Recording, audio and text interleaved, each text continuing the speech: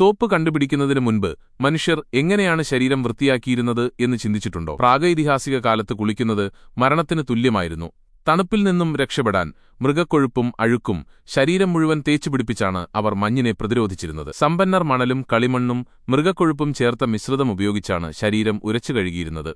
അതിനുശേഷം സുഗന്ധതൈലങ്ങൾ പൂശും. ഇതൊരു ശുചീകരണത്തേക്കാൾ ഉപരി ഒരു മാരിനേഷൻ പോലെയായിരുന്നു. റോമക്കാർ സോപ്പിനു പകരം ഒലിവ് ഓയിലാണ് ഉപയോഗിച്ചിരുന്നത്.